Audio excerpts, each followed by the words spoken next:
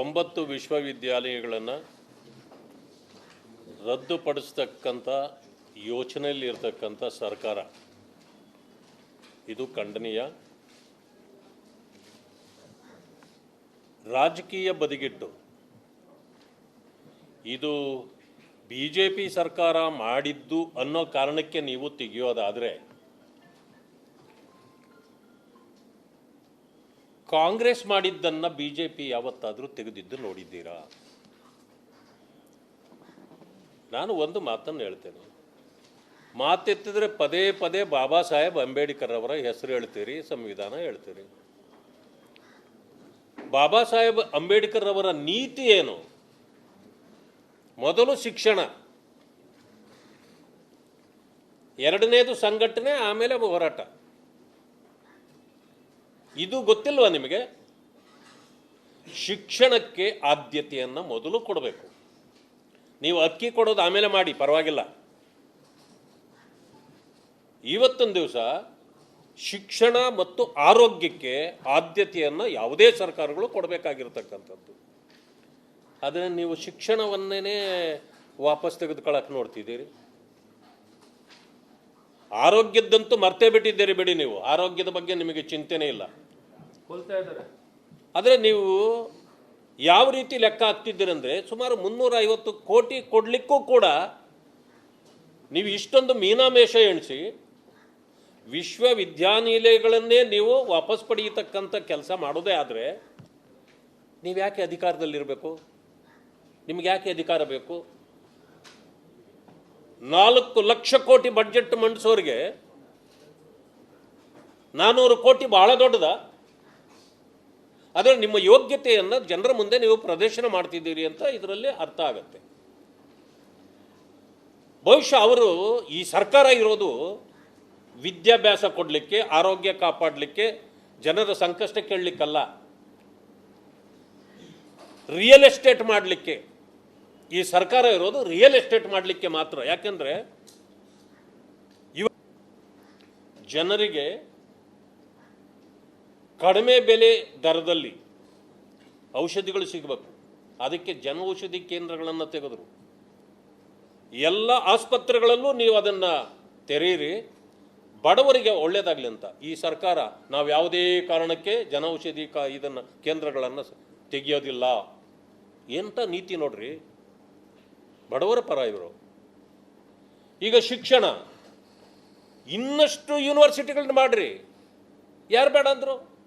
ಇನ್ನಷ್ಟು ಕಾಲೇಜುಗಳನ್ನು ತೆಗೀರಿ. ಆದರೆ ನಾವೆಲ್ಲ ಮಾಡಿದ್ದನ್ನು ನೀವು ಮುಚ್ಕೊಂಡು ಬರ್ತಿದ್ದೀರಿ. ರೈಲ್ವೆ ಬಹಳ ಮಾತಾಡ್ತಿದ್ರಿ. ಇವತ್ತು ಯಾವ ಮಟ್ಟಕ್ಕೆ ರೈಲ್ವೆ ಡಿಪಾರ್ಟ್ಮೆಂಟನ್ನು ನಾವು ಎತ್ತರಕ್ಕೆ ಏರಿಸಲಾಗಿದೆ?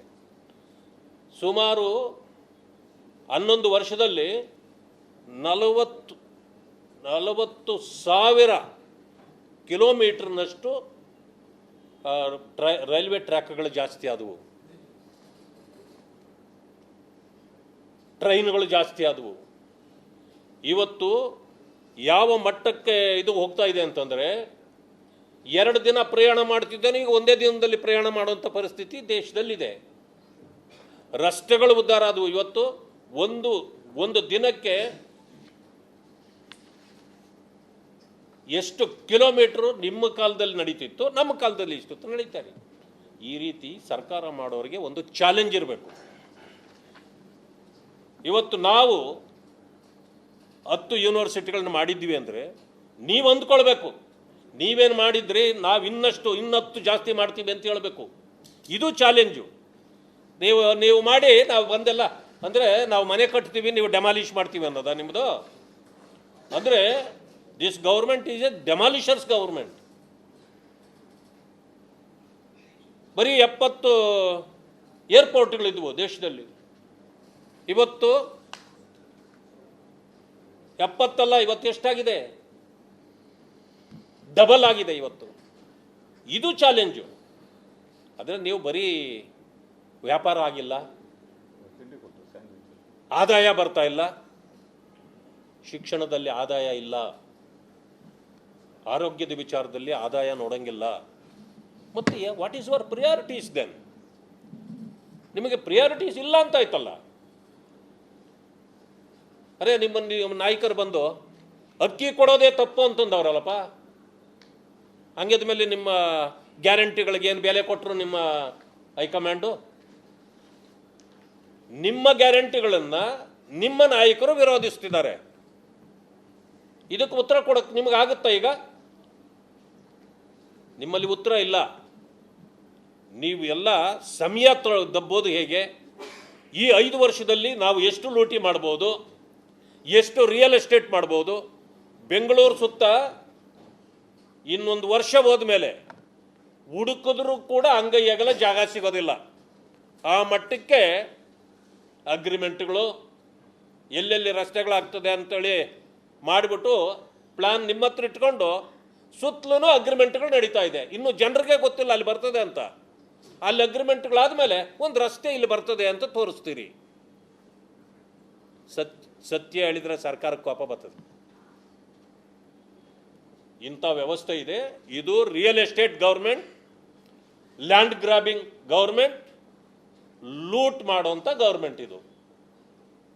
ಇದಕ್ಕೆ ಒಂದು ಸಮಯ ನಿಮಗೆ ಹಣದ ಕೊರತೆ ಇದ್ದರೆ ಇಷ್ಟು ಮಂತ್ರಿಮಂಡಲ ಯಾಕ್ರಿ? ಮುಖ್ಯಮಂತ್ರಿ ಒಬ್ಬರು ಸಾಕು, ಎಲ್ಲ ರಿಸೈನ್ ಮಾಡಿಬಿಡಿ. ಅಲ್ಲಿ ಉಳಿಯೋ ಹಣದಲ್ಲಿ ಎಜುಕೇಷನ್ ಕೊಡೋಣ. ಜನರು ಎಜುಕೇಟ್ ಆಗಬೇಕಾಗಿದೆ ಇವತ್ತು. ಈ ರೀತಿ ನಿಮ್ಮ ತತ್ವಗಳಿದ್ದರೆ ಈ ದೇಶ ಉದ್ಧಾರ ಆಗೋದಿಲ್ಲ. ದೇಶ ಉದ್ಧಾರ ಆಗಬೇಕು ಅನ್ನೋದಿದ್ರೆ ನಿಮ್ಮಂಥವ್ರು ಉಳಿಬೇಕಾಗಿಲ್ಲ. ಅರೆ ಇವತ್ತೇ ನಿಮಗೆ ಗೊತ್ತಿದೆಯಲ್ಲಪ್ಪ ಯಾವ ಪರಿಸ್ಥಿತಿಗೆ ನೀವಿದ್ದೀರಿ ಅಂತ. ನನ್ನ ಮೇಲೆ ಆಗಾಗ ಒಂದು ಆಪಾದನೆ ಮಾಡ್ತಾರೆ ಕಾಂಗ್ರೆಸ್ನವರು. ನಾರಾಯಣ ಸ್ವಾಮಿ ದಲಿತರು, RSSನವರು ಅವರ ತಲೆ ಮೇಲೆ ಚಡ್ಡಿ ಒರೆಸ್ಬಿಟ್ರು ಅಂತ ಹೇಳ್ತಾರೆ. ಅವ್ರ ತಲೆ ಮೇಲೆ ಚಡ್ಡಿ ಎತ್ಕೊಂಡು ಒರೆಸ್ಬಿಟ್ರು ಅಂತ ಹೇಳ್ತಾರೆ.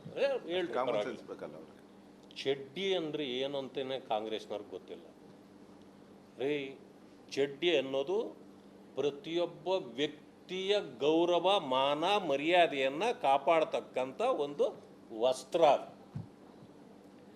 ಯಾವಾಗ ನಿಮ್ಮ ಚಡ್ಡಿಗಳೆಲ್ಲ ಕಳ್ಕೊಂಡಿದ್ರಿ ಆಗ ನಿಮ್ಮ ಮಾನ ಮುಚ್ಚಲಿಕ್ಕೆ ನಾನು ಚಡ್ಡಿ ತಂದು ನಿಮ್ಮ ಮನೆ ಮುಂದೆ ಕೊಟ್ಟೆ ಸಿದ್ದರಾಮಯ್ಯನವರಿಗೆ. ಈಗ ಇಡೀ ದೇಶದಲ್ಲಿ ನಿಮ್ಮ ಚಡ್ಡಿ ಜನ ಸೇರಿ ಬಿಚ್ಚಾಕ್ಬಿಟ್ರು.